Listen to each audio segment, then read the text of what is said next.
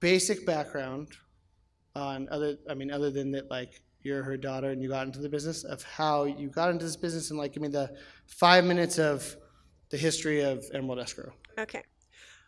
I started in escrow in 1978 for a small independent in Fullerton, and moved to Corona, went to work for a title company, Transamerica. Just about everybody in the escrow industry at some point in time has worked for Transamerica. I went to Emerald in 1980, and I purchased it, and I've been the manager, owner of Emerald ever since. Emerald started off as a little two-person office in Norco. It was there to handle the Sky Country track up off of Limonite and Mariloma, if you know that area. I got involved with tracks way, way back when. I remember we were handling little resales, small amount of business, and I wanted to do tracks. So I started sending out letters to every developer that was building in Riverside County. My letters were unsophisticated, two-liners. I was 28 years old, and I just wanted their business. One day I got a call back from the Donald Brin Company. And Gordon Hicks, he was the marketing manager, said to me, quote, "I'm so goddamn tired of that stupid escrow company I work with, I'm going to give you a shot."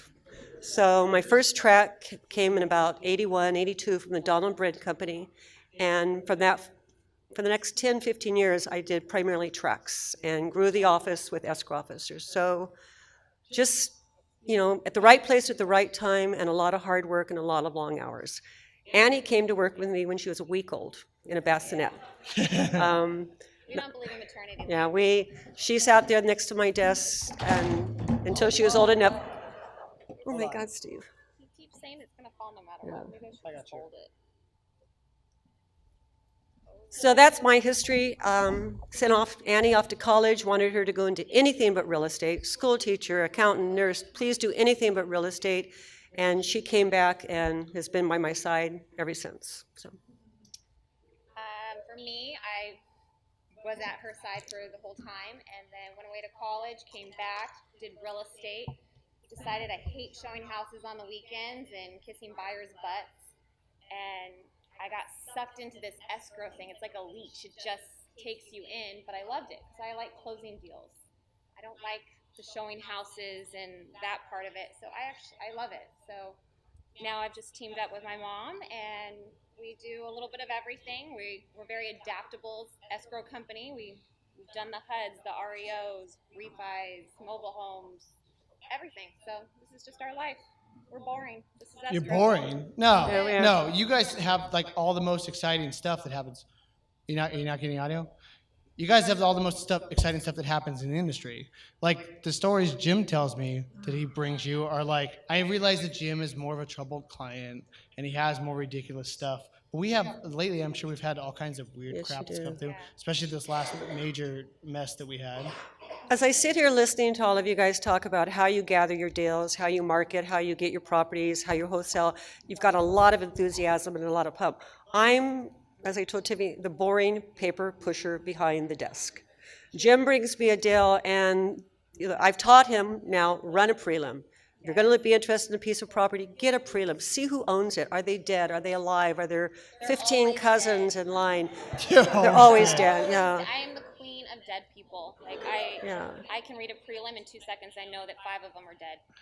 Okay. So that is something that Jim and I laugh. I mean, his deals are hard. They're difficult. There's a lot of time and effort put into it, and that's what we like to do behind our scenes. While you guys are out buying and selling and flipping and rehabbing, we're pushing paper and trying to clean up title and get it ready to close for you. So a lot of people in this room, at least 50% of the people in this room, will have no idea what title, prelim, that entire process is. Okay. So the theme for the year, and I'll apologize, but I'll go off on random tangents all the time. So the theme for the year is essentially like, from the beginning to the end of a Okay. deal, of a flip or any real estate transaction. I know it's a little elementary, and you guys have a take sheet on your website, but most of the time when somebody has a deal under contract, how do they bring it to you? Most often, if there's an RPA, if it's written up by a licensed agent, they submit us the purchase contract along with the earnest money deposit. Jim brings his in on a napkin, literally. He sits in front of my desk. He tells me who the players are, what the price is, what the terms are, the link, and I ask a series of questions. I know that a lot of you have your contracts that you issue to your clients that they sign. Those are what you give to us. From there, But you don't have to. You don't have to have no, a contract. you can sit in front of You us. can sit Yeah. in front of us. I would say some people just come in and say, this is the transaction, and then we create our escrow instructions, which become the contract, and that's where a lot of people get confused. So you said I can just call you. You can just call in Randomly. and say, but we want to meet both sides of the party. You know, we want to know. You want both parties there. Well, if you call in a transaction, we're going to Shut the other one off. We're Good? going to reach out to the other party, introduce ourselves, make sure that what you told us they're in agreement with, and then we'll proceed by typing the contract and the escrow instructions. Okay, so you're a little intimidating, Donna. I am. Donna's a very smart lady, and she's a little intimidating at first. Wait, is this button supposed to be up or down? Up. Okay, good. scary. We got a hum. Good? All right. So you're a little intimidating, and Anna was gone during the first 6 months. I started, like, you hid in the back when you were pregnant, so I didn't really see you. Yeah, it was not pretty. So when I call your office, right now I get like, hey, this person called me. And I just get put right through because I'm an existing client, right? And it's a really easy We transaction. have caller ID now. Yeah. Now it's at the new place? You mean you didn't have before? We have caller ID. So we know now when you call. You're like, shit, Steven's on the phone. I don't Sometimes. want to talk to him. No, we do that. So I know. I'm like, oh, Thomas is calling again. Where'd he go? I'm just kidding. So a lot of people call us when they literally get a contract and they have zero idea what to do. So, and when we were talking about working with clients, even people from this club, you guys were talking about like what happens if, and you have a lot of escrow officers that have been with you. Like, how many escrow officers do you have on your team now? I have 4 escrow officers, 5 now. 5, excuse me. I just hired a new one. And most of the girls in my office have been with me 25 years plus. Okay, so we have some really senior people. Mm-hmm. So when somebody's calling in to your office, what can they, like, I mean, a new company that's really customer and like customer sales forward, right? Like, because you're not customer sales forward, you have a huge book of clients, and people bring you deals, and you're like, I know exactly what to do. Leave me alone. I'll close your deal, right? Yeah. So when somebody comes to your office right now, like, what do they expect? I think I know where you're getting like, at. people are really Okay. intimidated by the idea to call an escrow. Random Joe calls into our Yes. office. I'm an investor, or Yes. I'm somebody trying to sell my house. They will either get Donna or I. That's the first 2 people they're going to get. One of you. They're going to get one of us, and then we ask them a series of questions. So we go, what are you trying to sell? What are your intentions? Basically, just kind of talking about the transaction, and then we kind of figure out where to go from there. I got a hot mic, Bruce, or I got a hum. Sorry, I think Anna. I should not talk then. No, you're good. But yeah, so call in, basically the receptionist knows where to field that call to. So it goes to one of us, and then we go from there. Is this a mobile home, a 1031? Are you an investor, for sale by owner? And we basically go through a list of questions, asking them sales price, just talk to them. So anybody can just call in yeah. and just have a deal. And I mean, it's not like we have a checklist, but we do. We just talk to them and see what their intentions are and how to proceed, and we'll guide them in the right way. Or I realize this sounds ridiculous, but like a lot of people I get this question from, and so I'm only clarifying it because people come to me and they're like, wait, you mean I can just call them? I don't have to know these people. Like, they feel like they have to like have a relationship with you prior to even calling. No. we get a lot of calls. I've actually had some investors in this group that I've met the last time that have come into my office, sat down with me, had a one-on-one, and we just kind of talked about what they're trying to do and where I fit into their program. Yeah. Okay. So, yeah, I mean, we have time to that. I would prefer, if you want to come in and sit down and like you, pick my brain for 30, 40 minutes, call me, I'll book time for you, and I will say, this is what, out of your program, out of what you're doing, this is our piece of the puzzle. Yeah. And we do. We are not intimidating, Steve, but we're the numbers person.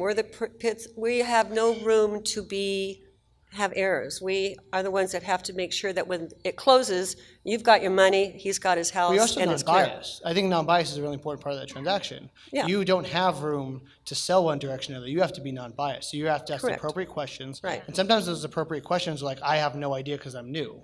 Yeah. right? Exactly. And that's kind of our spot. It's not your job as the buyer to ask the seller all these personal Yeah. questions. I mean, you should know who you're working with, but at the end of the day, we call them. We're going to call them. So when you open a transaction, say you take one of our take sheets and you fill it out and you email it to me, the first thing I'm going to do is I'm going to call the seller and say, hey, The other party. This is Anna, or the other party, and say, this is Anna and Donna, Emerald Escrow. Introduce ourselves, figure out what their situation is, figure out who's dead, who's alive, who's in Oregon, who's in California. So we are problem solvers, and we talk to the people. It's not just, we're not just a paper pusher. That's when Donna's makes like, us "Oh, paper sound pushy." I'm like, awful. "It's not paper pushy." I'm like, But that's also how you close the deal. You have to get a little personal with them. You have to make them feel comfortable, because a lot of the times your investment deals may be somebody older, and they're not going to feel comfortable with, this guy over here with his cool hair buying their house. So it's our job to make sure that they That's cool know what is happening, and, there's that level of comfort and honesty. So okay, so in the purchase process, after they have a contract, they're calling you. You're running through what's missing. You're essentially giving them some feedback. Making contact with any person you need to make contact with. After you've done that, you make contact with these people, and we've sort of decided that these are the terms that everybody agrees upon. What's like the next step that people can expect after all parties are in the loop, I guess? One of the most important parts is we run title. A title report issued by a title insurance company will tell you what is of record on that property, who owns it, what the taxes are, notice of pendencies, judgments, liens, everything. That's where we run into a lot of problems. The properties that you guys are dealing with, more often than not, are, I don't want to say distressed properties in the sense that they have something wrong with them, but they're unique situations. They're not being listed at top price at 6% commission, and mom and dad with the kids aren't moving in next week. They're investors. You're looking for deals. You're looking for people who want to make deals, and usually there's some type of background that goes with that. And as Jim well knows, when we run a title search on his property, we find out that the person who is signing the contract is really the niece of the guy who died 2 years ago. And we've got to figure out now how she's going to acquire clear title to sell it to you. We're figuring out that there's an IRS tax lien on the father who died. So these are all issues that are going to show up on the title search. So that's the first thing we do. We order the title search. As soon as I get it, I send it to my investor. We review it. We say, hey, we've got some issues on here. I've got to call the seller. I've got to dig into this, and where we go with that. So you'll walk me through, if I'm new, the process of what a title Yes. report is and what the Yes. items are and what to do about Yeah, them. that's the key factor on any of these deals, is getting that title report and seeing what the condition of your property is, if it's clear and clean and just ready to close escrow, or if you've got a lot of homework to do. Okay, so obviously, for anybody who doesn't know, so just other than the finding the money, right, making sure the deal pencils correctly, having your contractor lined up, whatever, we still have a whole minefield of possible issues on a title report that escrow has to help work through. Yes. So let's say we've gone through this title report and we've got some basic family issues, and maybe we have to go through some probate, and it's really a matter of just time, unless you're chasing down dead people, right? Dead people are actually easier. Yeah, the crackheads are a little harder to find. It's like the tax liens and I would say probate. Yeah, what do you find is like the biggest? So when you pull a premium, what do you find like the biggest deal killers? Oh, actually, Often. uninsured deeds are really hard too. Yeah. Uninsured deeds are difficult, and what an uninsured deed means, when a deed is recorded between two people and it's not insured by a title company. For example, if I come to Steve and say, I'm going to deed my house to you. Here, I'm giving it to you, and then he has title to my house. 2 years from now, he goes to sell that house. He did not go through a title insurance company. They're going to come back and track down me, who signed that deed 2, 5, 10, 15 years ago. The title companies will not allow the escrow to close if there's a deed that's recorded on a property that was not previously insured by another title company. So we often are spinning our wheels because we are now looking for somebody who signed a deed anytime in the past, and we've got to find them. We've got to get them to sign an affidavit. So those people don't realize, when you do a lot of transfers of properties between family members, neighbors, friends, ex-wives, husbands, it really creates a cloud on title, and those issues have to be dealt with when you buy or sell a property. Can you sell a property with an uninsured deed? Like you get a loan from Bank of America? You can get a loan, but the title insurance company will not insure it. So there are circumstances where we simply can't find them. And the title company won't just roll over and say, okay, we're going to eliminate that condition. They want to know why. Why can't you find them? What were the circumstances when this deed recorded back in 1980? Are there any relationships between these people? Are there any heirs to this person who signed that deed? So the title companies are reasonable if you approach them with explanations of what took place. But by what took place, now we have to start asking questions to the seller. How did you get this property? Who did you get it from? Were you neighbors? So we just start digging and building a case to present to the title company so they will feel comfortable insuring it. The lenders will make you a loan, but if the title company won't insure your property, you're not getting that loan. So it's a two-step process. So we work closely with the title insurance companies on things like that, but that's a huge thing, is uninsured deeds. Trust, same thing. You're this, I'm this trustee of my trust. If I die tomorrow, my son handles all my paperwork. A lot of people aren't aware when the property is in a trust who the successors are that's going to handle that paperwork upon the death of people. So, And you can't use a power of attorney on a trust. yeah, so there's just, No. title's the key Wait, I thing. didn't know that. Explain really that. can't. Oh, come on. No, You really You didn't cannot know use a that? power In of what attorney. capacity? So give me an example how that works. You just can't. If you have, I don't understand. if I don't- you're, I- if I don't you- understand. If you own Explain. title in a trust, Okay. you die, your trust identifies who the successor trustee is. Correct. Maybe it's Yes. going to be your child, your spouse, your mother. Okay. That successor trustee is the person who now has the authority to sign any deeds or to encumber your property. Yes. And that successor trustee is the only one. Now, if they're deceased, Yes. the trust usually provides for a secondary Yes. person. And we've had it where that person's been Yeah. deceased, and then it goes usually to a court or an attorney.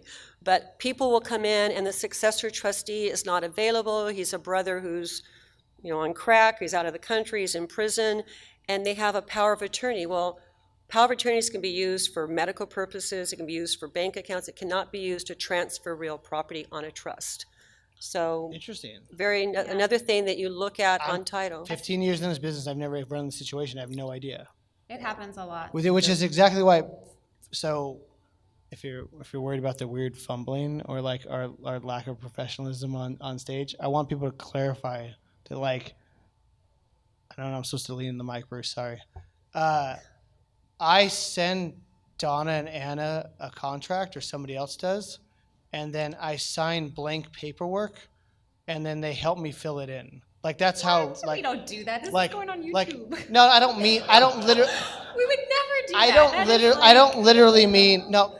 Oh my Okay, let me gosh. clarify. I don't literally mean the pages are blank. I literally mean I look at the paperwork There's and trust. and I go like this, and I just quickly review, does do that, and I actually. sign the documents and I close because they like I'll go through a prelim and Donna's like, we did this, and I'm like, wait, all this happened and I didn't do anything. Yeah. And then so all of this stuff happens with them. So all of you that are worried about issues within your file not being resolved, like something you couldn't figure out, they're doing it. Like I don't do it. I don't solve. There's a lot of background that happens. 99% of the time, I get a phone call once every 5 files about some weird thing. I think the biggest thing is a lot of people may think, okay, I'm going to close in 5 days. This is a cash deal. And then the prelim comes in really ugly. So then that's when, we have to call you and say, Yeah. hey, sorry, we got to get a hold of all these people for uninsured deeds Yeah. or trust issues. So we deal with all that. That's our job. But sometimes your timeline might be pushed out a little bit because of these issues. Yeah. So just be prepared. So that's why getting a listing prelim is great. Like when Jim calls for a listing prelim, I'm like, thank you. Now we know what we're getting into when we start the transaction. So we can call you for a listing prelims Oh like yeah, title? yeah. You guys don't need to call the title company. You normally, some people call in or they'll just email, and then if you have a title company of choice, and we'll order it for you, and then we hold it. So what we do is we start researching it, take a look, and we'll let you know and say, okay, these are the issues that we're gonna have to face. We can start cleaning it up now. And then once the transaction actually becomes a transaction, then we've already done a lot of the pre-work. So how do you avoid, let's say I'm brand new, right? And I have 42 deals, right? Because everybody's got a million deals if they're brand new, but they're not deals. How do you avoid someone calling for 42 listing prelims that are going nowhere and just sort of overworking escrow? Well, like, you have to know your client. I mean,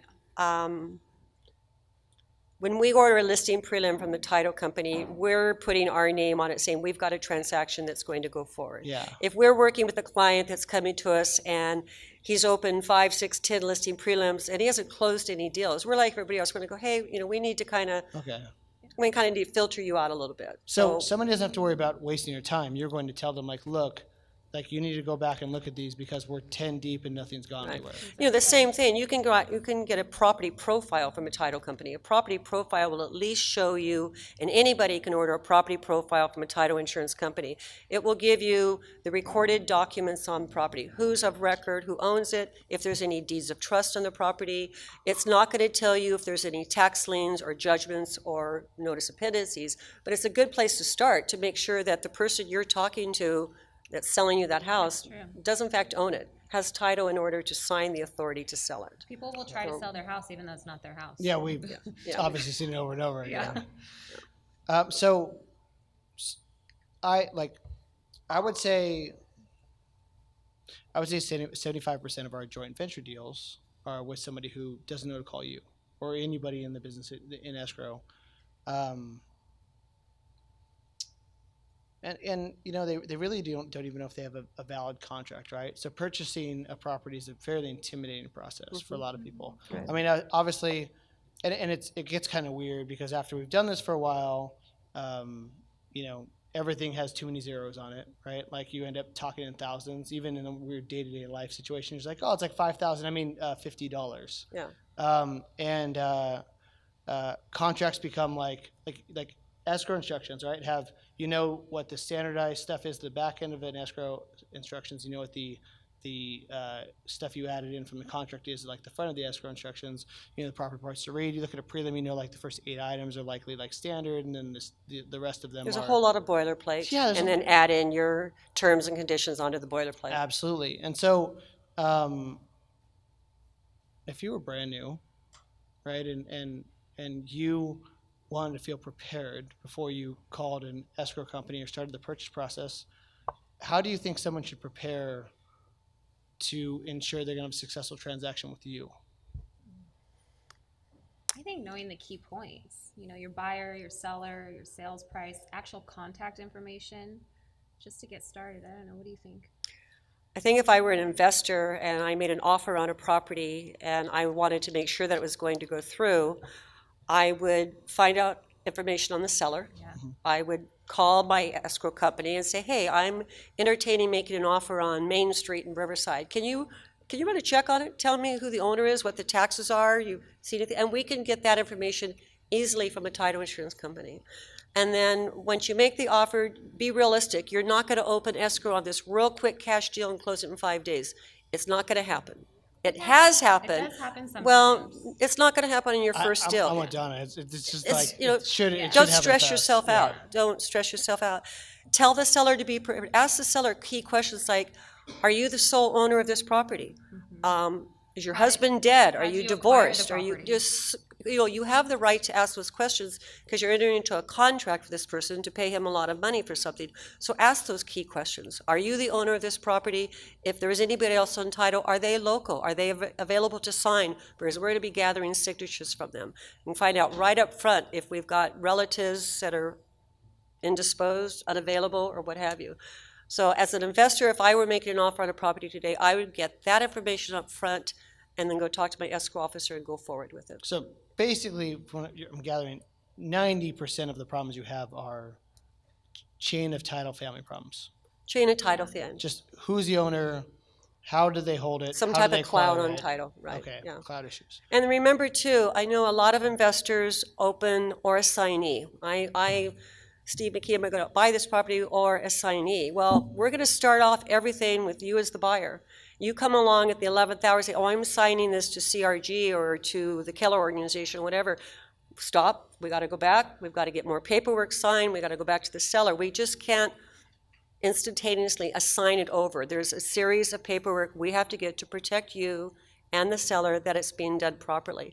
So any delay or obstacle that we give you isn't because we're trying to slow the transaction down, it's trying to keep your butt, my butt, and the seller's butt out of litigation. Okay, so that's a really interesting. I didn't think about this until now. Like, there's probably 30 people in this room that think they want to wholesale a deal. You know, I mean, wholesaling is generally better off left to people who are really experienced because it's more difficult than a regular purchase. That being said, if somebody, we're transitioning to wholesaling as this market gets tighter and tighter, approaching what we believe is like the 2020, market's kind of fuzzy. This thing could go on for a while, but I want to get out of the short-term market. You're going to be hearing from us. Actually, I'm going to tell you now in front of the audience. You're going to be getting a lot of wholesale calls from us because we're wholesaling stuff off. If somebody were to wholesale, when is the best time to substitute the buyer in the escrow? Well, let me ask you a question. So you're wholesaling it, which means that you've got the seller, you've got the wholesaler, and you have the ultimate buyer, Yep. right? When are you getting your money? During the escrow process. During the escrow, outside of escrow from the buyer? No, inside escrow. Inside, okay. That's going to be disclosed to the seller. Correct. Okay, so if you come along and you enter into a contract with the seller to buy his property at $150,000, you're going to wholesale it, and you're going to sell it to Keller over here for $200,000. You've just made $50,000. Yes. That's going to be disclosed in escrow to the seller that this property is being assigned for a profit to the Keller organization, and the Keller organization is going to pay CRG X amount of dollars for wholesaling it. So it's better to do that earlier in the transaction, so the paperwork that we prepare is signed with the proper names and things on it. I brought that up for that exact reason. Yeah. Because, so whenever I do a wholesale transaction, I haven't done one in a while, but previously, because I have a license, obviously it's a little more of an issue, right? Because secret profit. So for those of you who don't know, if you have a real estate license and you wholesale a deal non-disclosed, it's called secret profit. It's totally against like BRE regulation. I have to have somebody sign a disclosure that says, I understand that Stephen is not working in my fiduciary best interest. Yeah. You know, he's selling the property for a profit. Right. And then I always have the language that says something to the effect of, I as a seller are agreeing to sell at a discount due to circumstance, condition, whatever the case may be. Right. So that everybody's transparent in the process. And, you know, I'm essentially trading my experience, right, for a piece of their equity. Exactly. So in a lot of transactions, generally not stuff that we send you, but stuff that like I get with like a random escrow company that somebody has open escrow with. We're at day 14 of 15, right? And they're trying to cram a wholesale deal together. What problems do you see arise when somebody's signed 100% of the escrow paperwork, disclosures, whatever, and then they try and, you know, assign the buyer or do a substitution of buyer? I mean, it's excuse me, logistically, it doesn't create that big of a problem, except now we've got to go back and have the assignment signed. Has the seller been aware of it all this time? Sellers are nervous by nature. You enter into an escrow, you think you're nervous as the investor, that seller is sitting on pins and needles till he gets his check. You have to remember So- that seller may not be local, so now Yeah. you're, So it's just the hard. more paperwork you introduce to that seller throughout the escrow, it just makes for that much harder of a transaction. What's going on? Why is this being sold? Who is this person? What happened to my original buyer? So if you can address those issues at the onset, you're going to have an easier transaction than waiting 2, 3, 4 weeks into the transaction. So Something you two could help with, like what are all the documents needed? Is there something you two could I got you, Jim. I'm going right there with you.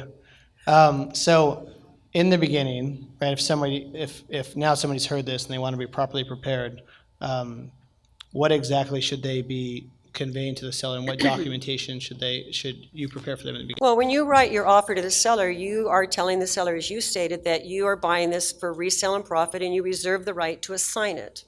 So the seller should know that, and you should explain that to him. Maybe you have that investor ready to purchase, maybe you're out looking for him, I don't know. But I think, just remember, full disclosure to the seller. 100%. You know, sellers are if you end up in a court of law, it's been my experience, the sellers usually prevail because they're the parties that are hurt. Well, I didn't know, I didn't understand, you're the professional, I don't have a real estate agent representing me. So those are all red flags. So red flags working with elderly people. You approach a person that's elderly and the title companies, everybody's all over that now because there's so much abuse of the elderly in this marketplace. So, you know, when you sit down with the grandma at the table and she's signing a purchase agreement with you and she's not quite understanding what she's signing, but her 25 or 30-year-old son is sitting next to her, here, Mom, sign. It's okay, Mom, I've got it covered. Watch that. Because those are the issues that we have in this industry that, you know, they don't fully understand what they're signing, and they're having some relative of their family pushing them into doing something. And again, you're working in a type of property that kind of drags that in. So without talking about clients, you know, obviously clients' names, individual properties, do you guys have circumstance where, even recently, where you've seen, I guess you probably see this a lot, but elder abuse, we have like a lot of children sort of closing deals? I had a phone call about 2 months ago from a real estate agent in town. She was trying to list a property out in Eastvale, and it was an elderly lady, and the cleaning lady or some lady that was in the home for a long time kept making her deed the property back and forth between the two of them, and they were all uninsured deeds. And now this lady that was in her home for years and was an elderly wealthy lady now gave 50% interest up, and the elderly lady wanted to sell the home, and now she can't because this lady who was part of her life for a long time has a 50% interest in her home. And the agent called me and said, what should we do? And I said, call a lawyer. Like, Exactly. there's nothing we can do. I can't convince somebody to deed a property back to the elderly lady, and obviously she wasn't aware that she was doing what she was doing. Jim and I had a deal a few years ago where there was, I don't particularly think the seller was elderly, but the seller was a little off, just not quite 100%. And she had a young man, probably 20 years, maybe 15 years her junior, that was with her every time they came into the office and would over-explain. I would explain something, and this young man would kind of like hold her hand and walk her through it. It was just an odd relationship. And I asked Jim about it. Who is this guy? What's his story? And there was really no relationship as far as family or anything like that. He just kind of attached onto her. So it gets time to close escrow, and she wants me to prepare an amendment where a good portion of her proceeds are being paid to this guy. And I said, no, I won't do it. Because I just did not feel comfortable that who this person was. He wasn't a child, a grandchild. He was just a young man who attached on to this kind of disparaging woman who probably needed better representation, and I wouldn't do it. And I said, I will pay your proceeds to you, and you can do whatever you want with your proceeds once you leave my escrow. Yeah. So, I don't see that often, but I do see it. And if I see something like that on a deal, I don't care who the client is. This was Jim buying a property. I hold up a red flag because, you know, we're trained to look for those red flags. No, and that was a absolutely. red flag to me. And I think too, though, we meet a lot of the clients face to face. So like we said, the first thing we do is we call them. Make sure, do you really want to sell your house to Steve? Well, we don't say, do you want to sell your house, but we No. make sure that Yeah, we yeah, make sure that they are aware they of are what who they're they say doing. they are And, and things. Yeah. But we try to send either one of our staff members or a notary to them to sign their paperwork. So we want to know who they are and make sure. And it's not that we don't trust you guys. It's just we want to make sure that everyone's safe, that everyone is in a safe transaction. So that's kind of our job to, you know, protect you, protect us, and protect the seller. So we try to do one-on-one contact with them. And that one-on-one contact probably saved that lady's, you know, however much money she who was knows? netting. No, I mean, I had a friend of a friend who ran a very large senior care facility, like end of life care. Mm-hmm. And it was like they live in a home and they move into a hospice, then eventually they die at the facility. And some people spend the last 30 years of their life there. And she ran into, on a weekly basis, tons of elderly abuse cases where children are coming in and trying, trying to take large, and this is a fairly expensive place to buy into. It was like $150,000 to $250,000 buy-in, right? These are fairly wealthy people, and they're trying to sort of coax them into this purchase. And I realize that's not what this whole event, this thing's supposed to be about, is elderly abuse, but I mean, this is a very big issue with It's a purchasing very right big now, issue, right? I mean, you guys probably see more of this instance than just about anything else. Well, that and fighting family members. think more family Family members members, really, mom and dad are dead and the kids are selling the property, and I think that's a big issue because we're dealing with the population now where people are dying. I mean, the baby Yeah. boomers are dying, and we have a lot of senior citizens and estates and probates that are being sold, and more so than in any time in my career. So we're seeing these things pop up, and fighting family members is a big issue. So this is, I mean, talking about this, all of this makes sense in my head, but I feel like this is very scary to a lot of people who are trying to get into this industry. And it sounds like you're essentially taking care of all of it until something comes up that you can't get past. Right. And Yeah. I know that's the case because that's what happens in our transactions. But when these issues come up, and if I was a new person, right, and you were to come back to me with this issue, do you generally give that person advice on the right person to call to resolve it, or what can I expect if you call me No, with all this we issue? can really do, I mean, we're not attorneys, we're not giving legal advice, we're not telling you how to solve a problem. We're saying, this is the problem that's on the table. If it's a seller problem and they have to resolve it, they may have to contact their attorney or their CPA or whatever. If Mr. Buyer can't continue with the purchase because there's clouds on title, and I say, hey, we can't proceed until this and this and this. Properties in this situation, there's a lot of properties out there that have notice of pendencies on them or code compliance. Jim knows very well, working with the county of San Bernardino and Riverside, you're a government agency. I mean, you're going to have to go get in their face to try and get them to waive that $100,000 lien because there's been trash on the property for 25 years. Yeah. So those hold up title. And you're going to know that when you go into looking at the property. If you have a screwed up property that's distressed, there's been trash on it, there's going to be a notice of compliance filed on it. And I can't go to the city and fight those battles for you. All I can do is tell you, this is what's recorded. You've got to go to the county or the city and fight those battles. Okay, so, so essentially, when we just talked about, you gave me, like you said, you have to go to the city and do this. Like, here's your source of the problem. Mm-hmm. Have you, I think we're coming in at time, have you seen, I don't know if you have any stories recently, have you seen anything where somebody was fairly inexperienced or fairly new, and they brought somebody else in a deal where they couldn't solve a problem that would successfully close because they brought somebody knowledgeable in? Have you seen any handoffs in that way? If you called them and said, you got to solve this, and they're like, I don't know what to do, and then they found somebody to fix it? Well, there's sources out there. I mean, I've had people, I tell them that they're going to need to find a real estate attorney to clear up the cloud on title. We can refer them to an arm's list of attorneys in Riverside County. To be honest, in answer to your question, no. I mean, I really haven't had a transaction that's been stalled, but then they brought in a back man with an expert that cleaned it up. I mean, a lot of it is just diligence on the seller's part or the buyer's part to address the issues that are on the property.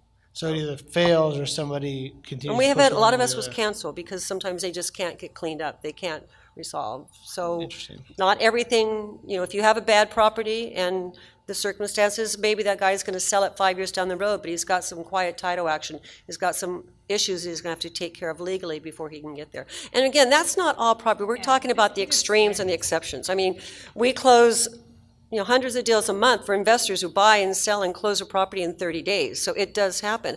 All I'm saying, as an investor, a flipper, know your property, know your seller when you enter into it, get a feel for what you're dealing with. Don't just write an offer and, I saw grandma at the table on Sunday afternoon and all is well. Kind of, who's selling this? What's going on? What's the circumstances? If you gather that information before you get to escrow, the chances of you closing that escrow are far greater than if you just walk in blindly with a contract. So lastly, do you have any advice for people on ways to prepare for the end of a transaction to make sure they're protected? So people have issues like somebody moving out, whether it's a tenant or an occupant, short sale overlap where the short sale is closing that tenant's supposed to get cash for keys, miscellaneous circumstance where somebody's leaving or supposed to do something either at close or after close of escrow, other ways to protect themselves?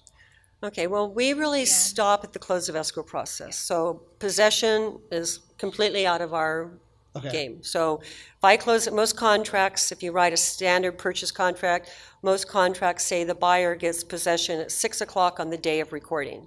Well, if you go to the house at 6 o'clock on the day of recording and Mr. Seller's there, you're going to have to call the sheriff to have him evicted. You can't come back to escrow. There's nothing that myself or the title company can do about that. So have there So- been instances where, and this is a little bit of a leading question because I know the answer, but what provisions have you put in place at close to help ensure that compliance is met on the way out, like holdbacks or lease backs or things like that to make sure there's compliance or help compliance on the sale? If you're going to write a contract and close escrow today, and you're going to allow the seller to remain in the property for a rent back, your contract needs to say, and we can put it in our escrow instructions, but we can't enforce it. You Yes. have it in your escrow instructions, you have it in your contract. If it doesn't work out, you go to the court and you say, he signed a contract, judge, and the judge is going to make his determination who's going to prevail. But if you have a seller that's going to remain in the property following the close of escrow, then you need to enter into a rental agreement with that seller, particularly if he's going to stay there. I mean, if he's staying there for 2 or 3 days to vacate, you monitor it, he has to be out 2 or 3 days. If he's not, you're going to call the sheriff. If you're going to allow him to rent the property back for a month or 45 days or whatever, enter into a rental agreement. You're now a landlord-tenant relationship once that escrow So closes. we don't create the rental. We don't agreement. create the rental Has agreement. nothing to do with you. Nothing to do with us. But to protect yourself, you're now changed it. You're not a buyer-seller relationship. You're a landlord-tenant relationship. And if you need to evict that tenant, you're going to have to go through the normal laws that govern evictions, and you're going to need a rental agreement. So what's your take on holdbacks, right? A seller proceed holdback in We don't exchange for like vacancy? I I brought that up because we've Yeah, had an issue lately, so that's why. we will do a holdback, but a holdback, let's say that you're holding back X amount of dollars of the seller's proceeds pending him doing something, a repair, cleaning up trash, whatever it may be. Our holdback agreement, we don't want it to be more than 30 days. I want that money out of escrow. There has to be a definite drop-dead date that if, in the event in 30 days, if Mr. Seller has not done A, B, C, this money is going to be released to the buyer and we're out of the picture. There's no automatic forfeitures. You can't say, well, other than the holdback. During the course of escrow, people will say, I want the buyer's earnest money deposit forfeited to me in 15 days if he doesn't do something. We don't do automatic forfeitures. So, because you want us to release an amendment, give me a signed mutual instruction. So holdbacks we don't like. We will do them, but we will do them on a limited basis for a very specific period of time and very specific performance taking place. Something happening. But she'll give you a dirty look when you Yeah. email the request over. I know because, well, I don't get to see the dirty look. I just get the why did he send this to me? Yeah. We don't have them, because we only have to purchase about 25% of our properties through you because usually the seller has selected an escrow company. Yeah. Usually it's their problem, right? But we've had a couple instances where we work together. We've had holdbacks and they're a giant pain in the ass. Well, we had a major holdback how many years and it Yes. never got resolved and I only would hold it for 30 days, so we shipped it over to First American Trust, Yep. who's holding it for God knows it's an closed. That indefinite deal's period. closed, by the way. Pardon me? The deal's settled. Thank God. I'll tell you about it later.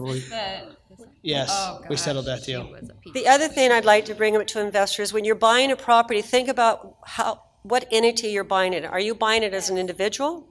Are you buying it as an LLC? Are you a corporation? Have those documentations ready when you open escrow. If you've established an LLC, limited liability company, or a partnership, have all of that documentation available to give to your escrow officer on the day you open escrow. Because the first thing I'm going to do with it, I'm going to submit it to the title and company who's going to review it, and they're going to come back and say, yes, we accept this documentation. We will insure them as CRG or Keller organization, or they're going to say, nope, this organization is not in good standing with the state of California. We won't insure them into that name. Just had that happen. So make sure, again, if you're buying it as an individual, if you have a spouse, she's going to have to sign something. If you're buying it as an LLC, give us that paperwork at the very onset of the escrow. If you're a corporation, you have to be in good standing with the state of California. So things to enter in, think about on your end when you're entering into an escrow. So, good advice. Are there any other last minute tips other than that you would like to give to a new person who maybe has no idea what they're doing? My notes. I'm like, you've got 3 pages of notes. I'm like, there's got to be something in there. We went over most of it. No, I really covered it. I think my thing is communication. I think communication is key, whether you're a real estate agent doing a regular resale or an investor, because I'm the one that has to make the phone call at the beginning. And just know your person, know who you're buying from, know who your players are.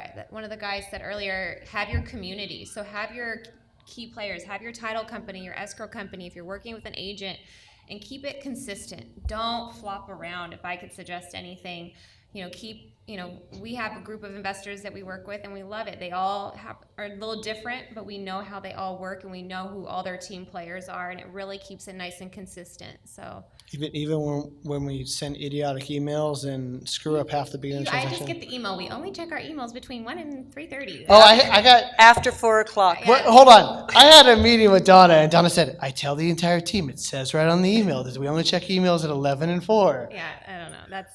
But I need an don't answer like at that. 2. That's what it says. And if it's an emergency, call the office. Yeah, and pick up the phone. I think that's another thing. People don't pick up the phone anymore. Just call somebody. Don't wait for an email. Just pick up the phone and call whoever you're trying to work with, or the escrow company or the title company. Don't be afraid to actually talk to somebody, because you can write anything down in an email. So just. No, totally. I think the biggest thing is disclosure.